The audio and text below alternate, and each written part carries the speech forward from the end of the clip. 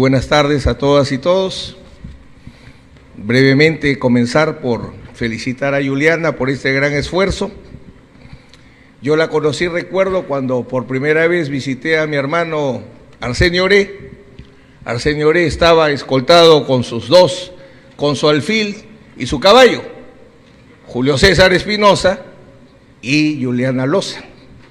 Y con Juliana Loza y Arsenio iniciamos la defensa de los ministros del Gobierno de Emergencia y Reconstrucción Nacional por el autogolpe de 1992, caso en el cual planteé por primera vez, por cierto, la resistencia legal defendiendo a Carlos Boloñaver, y el juez, el actual presidente de la República, el buen amigo José María Balcázar. Sostuve que la detención era arbitraria, porque la arbitrariedad no solo es administrativa, sino también es judicial, y así se determinó en la sentencia.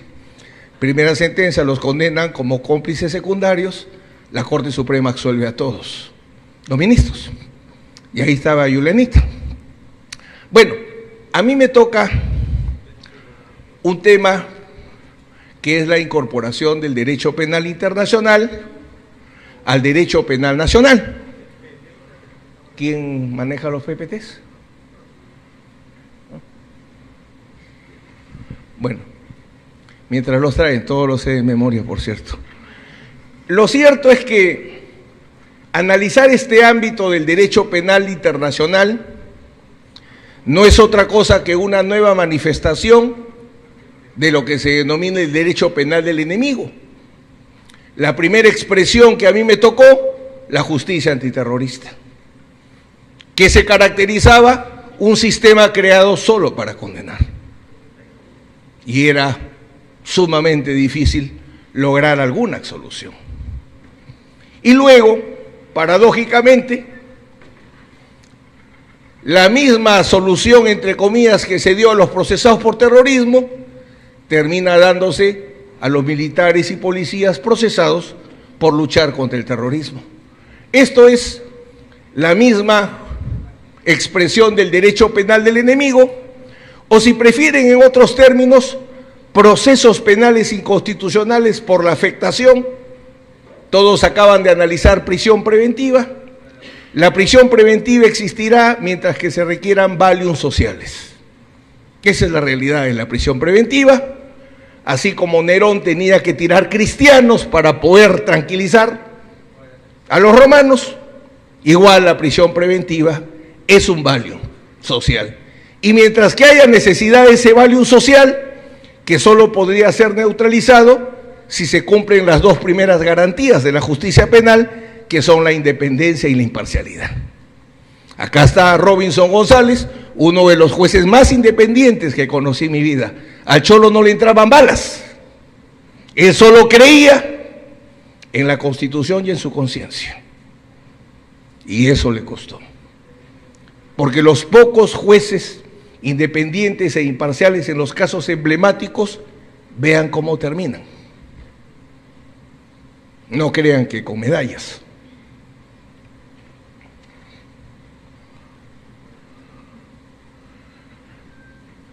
¿Cuál es el problema? Que es tras la justicia penal o tras los procesos penales contra los militares y policías por la lucha contra el terrorismo, hay una ideología que neutraliza la imparcialidad. Ya no creo que el problema sea tanto la independencia, porque los jueces ahora están muy guerreros con el control difuso y se agarran de poder a poder con el Congreso. El control difuso se ha vuelto el arma judicial, bien y mal usada, por cierto. El gran problema hoy es la imparcialidad. Yo, con todo respeto y cariño, pensando en que ahora quién es el líder de la Corte Suprema, creo que la imparcialidad va a descansar un buen tiempo. Tengo 40 años de abogado, soy el penalista más antiguo probablemente, así que tengo licencia para decir lo que tengo que decir. Y porque lo he vivido. El grave problema de la aplicación del derecho penal internacional en el Perú es que se aplica sin derecho penal internacional, paradójicamente. Y el primer problema es el no partir del inicio, Si quiero aplicar derecho penal internacional en un derecho interno, lo primero que tengo que establecer son los sistemas de incorporación.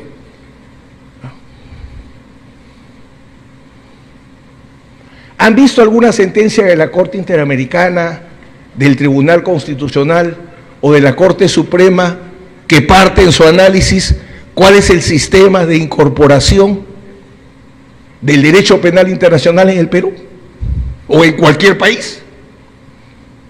Cero. Cero. Sentencia del caso Barrios Altos. ¿Qué parte toca que los sistemas, el derecho penal, porque estas son sistemas de incorporación que, por cierto, crea el propio derecho penal internacional?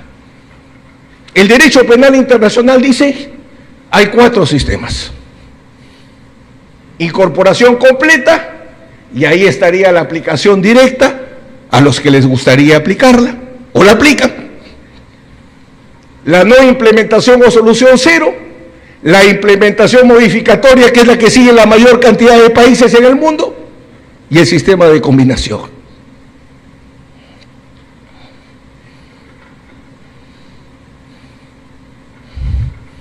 Los diversos sistemas de incorporación del derecho penal internacional a los derechos internos, ¿por qué se han creado?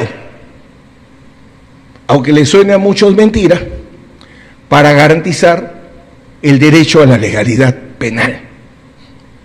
Porque no todos los países admiten que la costumbre o los principios generales puedan funcionar como fuentes de producción para determinar delitos y penas.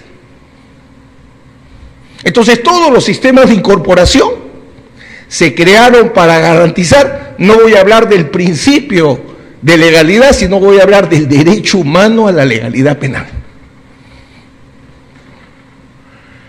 Y todos dicen, cualquier tratado, cualquier fuente de derecho penal internacional dice, ¿cómo se incorpora el derecho penal internacional al derecho interno? Como cada Estado establezca en su Constitución. Esa es la fórmula. Desde el Tratado de Viena, pasando por todos los tratados penales, todos tienen la misma fórmula. Tratado de genocidio, de desaparición forzada, de tortura, todos. Convención de imprescriptibilidad, todos dicen, me incorporas de acuerdo al sistema constitucional del Estado parte. Entonces, si queremos aplicar seriamente el derecho penal internacional con imparcialidad, tenemos que establecer cuál es el sistema de incorporación que establece nuestra Constitución. Y acá la primera tragedia.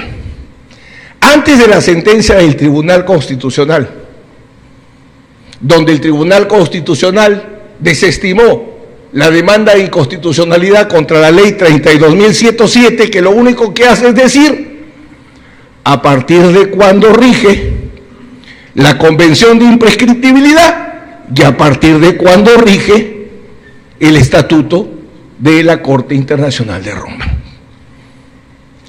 Antes de esa sentencia, ni la Corte Interamericana, ni el Tribunal Constitucional del Perú, ni la Corte Suprema, iba a venir mi tocayo César San Martín, jamás se detuvieron un momento de acuerdo a la Constitución del Perú, cómo se incorpora el derecho penal internacional. Y revisen cualquiera. Artículos 55 y 56 de la Constitución. ¿Cómo se incorpora? Y trabaja con los tratados, porque nosotros no aceptamos incorporar costumbres ni principios generales de derecho, y voy a establecer luego que ni siquiera el derecho penal internacional, como a muchos les engañan. Dice los artículos 55 y 56 de la Constitución que los tratados se incorporan cumpliendo 2 requisitos: perfeccionamiento y entrada en vigor. Algo tan sencillo como desde cuándo es aplicable una ley. O sea, lo que hizo el Tribunal Constitucional es preguntarse ¿desde cuándo se puede aplicar un tratado? Esa fue la pregunta que hizo, miren, nada más, lo único que se preguntó. ¿Desde cuándo se puede aplicar un tratado en el Perú? Y el perfeccionamiento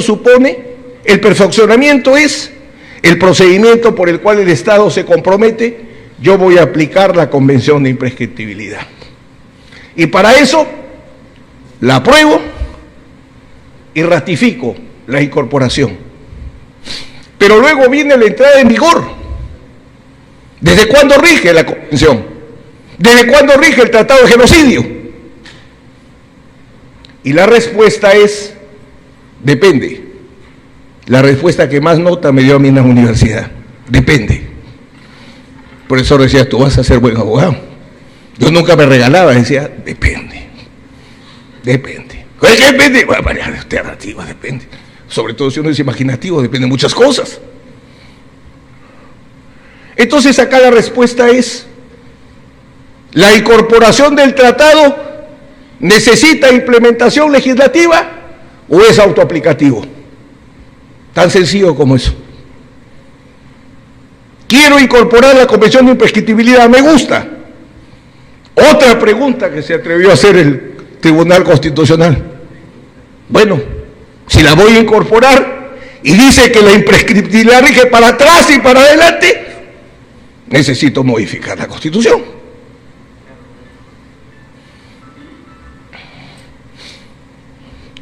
Todos los tratados de derecho penal, sin excepción, no son autoaplicativos. Mi buen amigo, y por cierto infravalorado porque es el único real especialista en derecho penal internacional por estudio, que es Ciro Cancho, él insiste que sí es autoaplicativo, pero será en sus sueños, porque la ley no lo permite, como vamos a ver. Y por último, ahí sí me agarro de la Corte Suprema. La Corte Suprema dice que los tratados de derecho penal no son autoaplicativos. O sea, la misma Corte Suprema marca la pauta. Entonces, si no son autoaplicativos,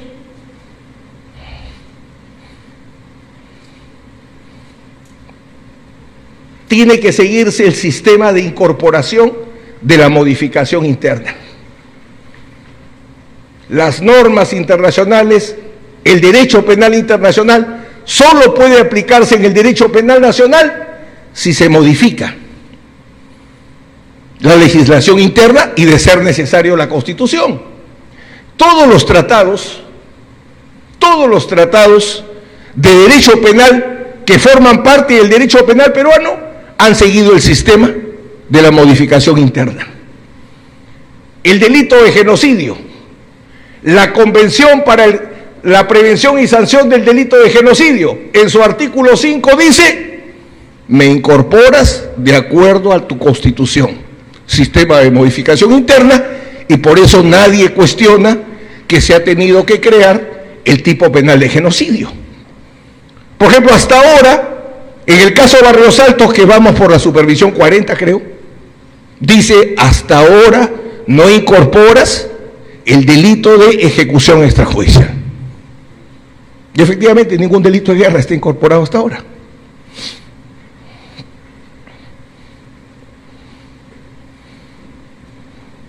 Desaparición forzada de personas, lo mismo. Vamos tanto a la Convención de la ONU como a la Convención de la OEA, y los dos, de acuerdo a la Constitución de cada país, por tanto, sistema de modificación. Aquí, por ejemplo, con la desaparición forzada, tiene un claro ejemplo del derecho penal enemigo. Esta es la clave. ¿Qué pasaba? El grueso de las personas está desaparecida. Y como se le desapareció, porque hasta ahora no saben dónde está, con el código del 24 el delito era secuestro. Pero el secuestro prescribía, por cierto, con un plazo de prescripción amplio. Entonces, ¿qué dijeron? No queremos que prescriba. Entonces razonaron así: Villegas Lamuche, como es un delito permanente y el secuestro se sigue cometiendo, podemos aplicar todas las leyes posteriores mientras que el delito se sigue ejecutando. Entonces, desde ahora, ya no es secuestro, es desaparición forzada de personas y por tanto es imprescriptible y hasta hoy dura todo. Pablo Talavera, que va a venir en un ratito, me dijo, le has hecho un hueco a la red. ¿Qué pasó? Yo defendía al jefe del CIE, Servicio de Inteligencia del Ejército, de la época de Alan García. ¿Y cuál era el tema? Él pasa al retiro por edad un año antes que entre en vigencia el tipo penal de desaparición forzada de personas. Entonces me puse a preguntar, ¿el delito permanente se pueden aplicar todas las leyes que se den durante su ejecución? Sí, pero siempre y cuando la persona siga cometiendo el delito. Porque si la persona deja de cometer el delito, no se le puede aplicar a él la nueva ley. El delito de desaparición forzada de personas es un delito de infracción de deber en nuestro sistema. Por tanto, para ser autor hay que ser funcionario. Y cuando entró en vigencia el tipo penal de desaparición forzada, ya no era funcionario. Un año antes ya había pasado al retiro. Entonces no le podían aplicar la desaparición forzada de personas. Y por tanto en su caso sí prescribía. Mi tocayo, que me marca como reina Maradona, con una sola sentencia ahí mismo hizo un acuerdo plenario, que es el acuerdo plenario de desaparición forzada, y pone, ¿no?, como la jurisprudencia, no sé, no, con una sola sentencia. Pero tuvo que reconocer este aspecto. Entonces, miren, se creó todo un mecanismo para mantener la persecución infinita, secuestro lo convierten en desaparición forzada, pero nadie se puso a pensar si cuando entró en vigencia, recuerden que el fuerte es en los 80 es el fuerte, y la desaparición forzada de personas, en el mejor de los casos, está con el decreto ley, paradójicamente, del gobierno de Fujimori, en el mejor de los casos, 92. Entonces ahí se creó, como bien dijo Pablo, un hueco en esta red.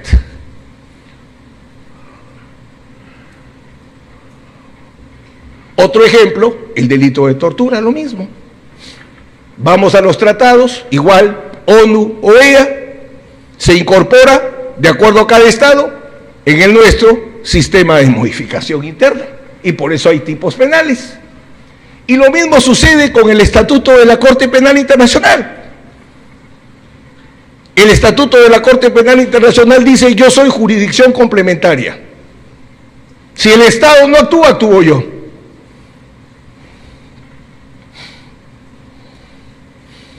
Así como es un problema que se pretende aplicar derecho penal internacional sin establecer el sistema, sin respetar el sistema de incorporación, Alfredo es el otro discípulo que conocí cuando fui a visitar a Arsenio. El otro problema es que la jurisprudencia de la Corte Suprema, del Tribunal Constitucional, antes de esta sentencia, por cierto, e incluso de la Corte Interamericana, piensan que el derecho penal internacional se aplica flexibilizando el principio de legalidad. Habrán escuchado, la flexibilización del principio de legalidad ya no es nullum crimen sine lege, sino es nullum crimen sine derecho. Pero eso no puede funcionar en esta parte del mundo, y creo que en ninguna. Porque lo que decía hace un momento, la legalidad penal es un derecho humano, no solo es un principio, es un derecho humano, y tan derecho humano es que así lo define la Declaración Universal, el Pacto Internacional y la Declaración o la Convención Americana. Es un derecho humano. Y acá viene el tema. Comparemos el principio de legalidad o derecho a la legalidad en el Pacto Internacional. Miren cómo está construido en el Pacto Internacional. Nadie será condenado por acto u omisión que en el momento de cometerse no fueran delictivos según el derecho nacional o internacional. Y voy al 2, el numeral 2. Nada de lo dispuesto en este artículo se opondrá al juicio ni a la condena de una persona por actos o omisiones que en el momento de cometerse fueran delictivos según los principios generales del derecho reconocidos por la comunidad internacional. Ese es el principio de legalidad en el pacto. Ese es Europa, que tiene que cargar con Nuremberg. Pero ¿y el nuestro? Nadie puede ser condenado por acciones o omisiones que en el momento de cometerse no fueran delictivas según el derecho aplicable. Tampoco se pueden imponer penas más graves que la aplicable en el momento de la comisión del delito. Si con posterioridad a la comisión del delito la ley dispone de la imposición de una pena más leve, retroactividad. ¿Dónde está el derecho internacional? ¿Y dónde están los principios del derecho internacional? La respuesta la da lo siguiente. El Pacto Internacional de Derechos Civiles y Políticos respecto al derecho a la legalidad penal tenía una explicación política: justificar Nuremberg, porque Tokio está olvidado. Tenía que justificar Nuremberg. Y es una carga hasta que se ha inventado, como vamos a ver. Y la explicación jurídica: en el Pacto Internacional hay dos sistemas jurídicos que confluyen: el Common Law y el Civil Law, distinto tipo de fuente de derecho. Y además, el Tribunal de Nuremberg respondió a un concepto que es la doctrina del no derecho. ¿Por qué no se aplicó la ley penal alemana por el Tribunal de Nuremberg? Porque la ley penal alemana permitía el genocidio del pueblo judío. Y ahí entra Gustav Radbruch y crea la teoría del no derecho. Leyes que permiten delito, leyes que violan derechos humanos, no son derecho, no son leyes. Y como no había derecho, el Tribunal de Nuremberg tuvo que crearlo, pero crearlo como la legítima defensa, no como regla. Como no había derecho, había que reemplazarlo. Pero en el Perú el asesinato siempre fue delito, el secuestro siempre ha sido delito, y con penas muy graves. Tan es así que los invito a que vean esta sentencia del TC del 21 de marzo del 2011. En esta sentencia el Tribunal Constitucional dice, justamente comparando las dos fórmulas del principio de legalidad, que la flexibilización que establece el Pacto Internacional no sería aplicable en el Perú porque acá no se dio el fenómeno del no derecho. Por tanto, en el Perú el principio de legalidad penal es rígido, no es flexible.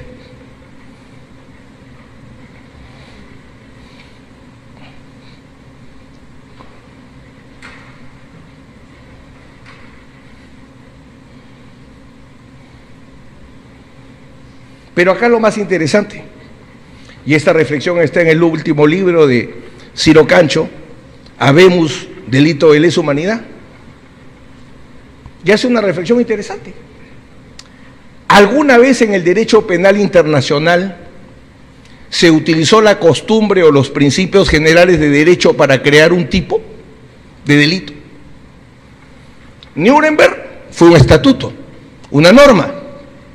La Carta del Tribunal Militar Internacional para el Lejano Oriente, el Estatuto Tribunal Internacional para la ex Yugoslavia, el Estatuto del Tribunal Internacional para Ruanda y el Estatuto de Roma para la Corte Penal Internacional. Todas las justicias penales internacionales, todos los tribunales de justicia penal internacional, todos han trabajado con tipos penales establecidos en normas. Entonces, ¿de dónde sale el jus cogens para generar la costumbre internacional y los principios generales de derecho internacional para ser aplicados en el ámbito del derecho penal, si en el derecho penal internacional no se ha hecho? Todos los delitos internacionales, a través del tiempo, desde Nuremberg hasta Roma, están definidos, insisto, en normas. Y por tanto lo que se establece es una evolución del derecho penal internacional para respetar el principio de legalidad. O sea, no es que el derecho penal internacional recusa al principio de legalidad, al contrario. Por eso es que digo, Nuremberg, la regla es respeta la vida, la excepción la legítima defensa. La regla en el derecho penal internacional es el principio de legalidad. Los tratados establecen cuáles son los delitos y las penas ahora. Y excepcionalmente, en un momento, Nuremberg se tuvo que relajar, no solo el derecho a la legalidad penal, por cierto.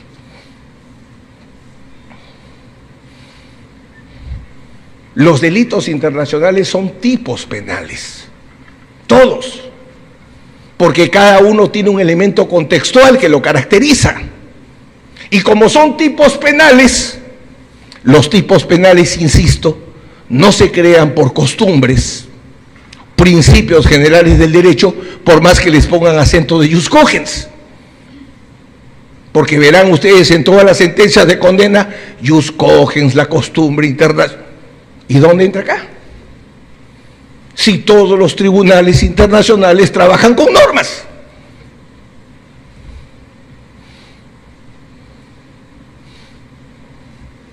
Y lo más determinante, porque acá se aplica la imprescriptibilidad a los delitos de lesa humanidad.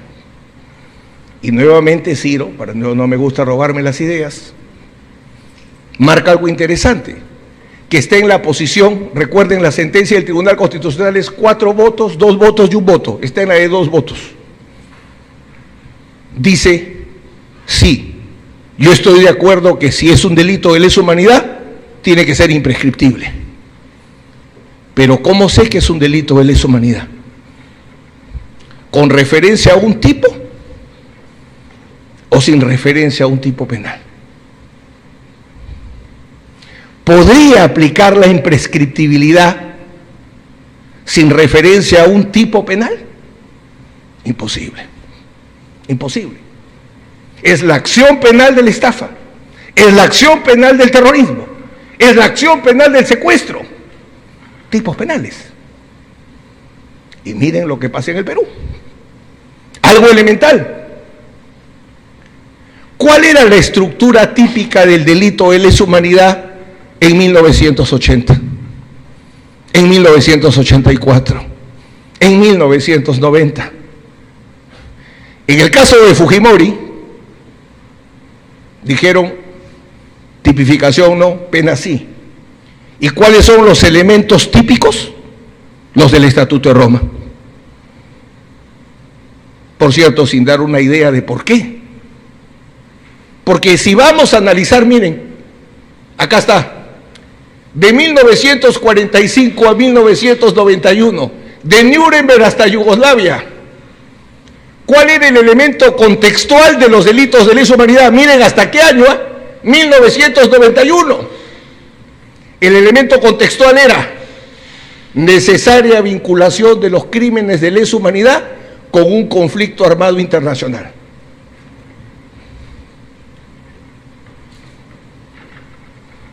Entonces, ¿por qué imprescriptibilidad del 80, 81, 82, 83, 84, 85, 86? No, derecho penal internacional, ¿cuál? ¿Cuál? ¿Cuál derecho penal internacional? ¿Qué tienes en tu cabeza?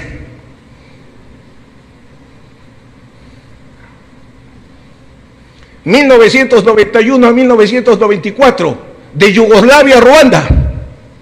...otra estructura típica... ...elemento contextual... ...necesaria vinculación con un conflicto armado interno o internacional... ...hasta 1994... Montesinos... horror, ¿no?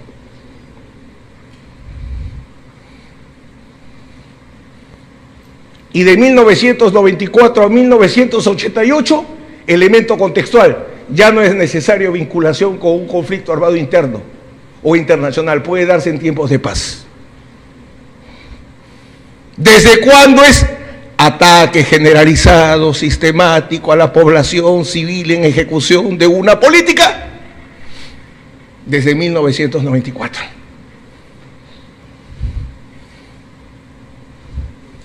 ¿Qué hacemos entonces? con todas estas condenas. Por eso es valiosa la sentencia del Tribunal Constitucional.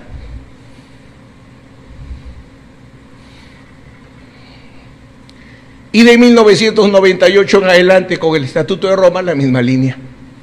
Lesa humanidad ya no requiere un conflicto armado internacional. Y acá viene la pregunta del millón. Porque la Corte Suprema arranca bien, dice, tipificación, no. El Ministerio Público es militante. Toda la vida el Ministerio Público acusa por genocidio, ejecución extrajudicial. Es militante en su error, pero es militante, siempre es igual. Pero el problema es el Poder Judicial dice, no tipifico, porque violo el principio de legalidad. Ah, qué bien, te felicito. Pero sí voy a declararlo imprescriptible.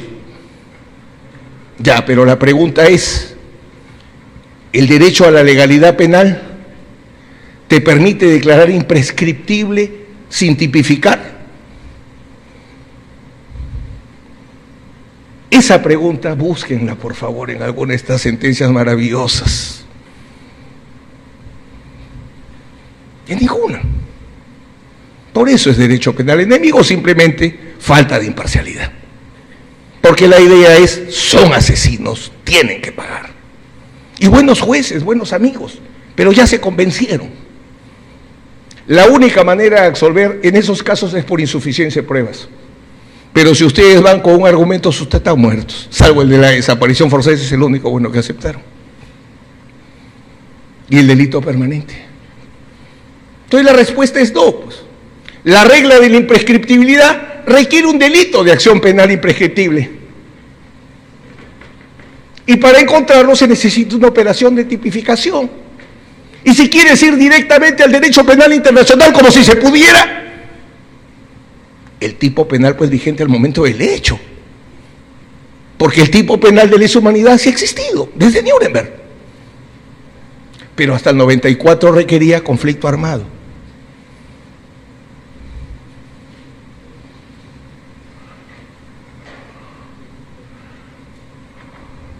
El principio de legalidad, dice la Corte Suprema militantemente, no permite condenar. La gran pregunta, insisto, es ¿y por qué permite aplicar el efecto de la imprescriptibilidad si solo se puede aplicar a los delitos de lesa humanidad?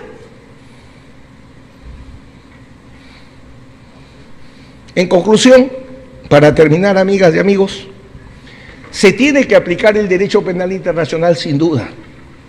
Pero a mí me ha motivado, yo veo ahora a los jueces, ojalá Robinson lo hubieran hecho eso, ahora les hacen un homenaje, saca ahí su película y su vida bonita, a mí también me gusta.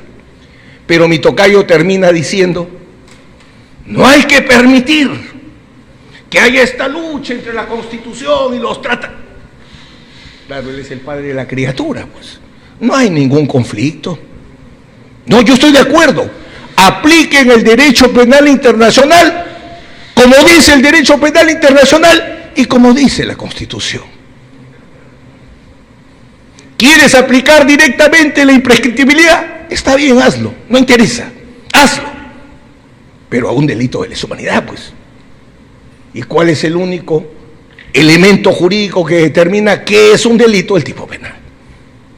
Y no es la costumbre, y no es los principios generales de derecho, nunca lo fue en el derecho penal internacional, y menos es en la Constitución. Conclusión, ¿qué diferencia la sociedad del delincuente?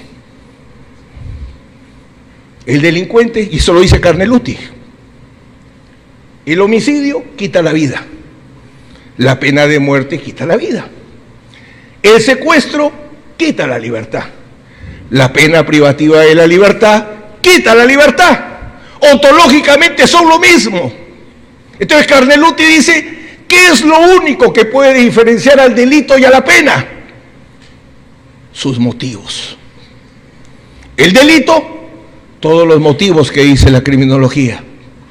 La pena, el debido proceso y la aplicación estricta de la ley.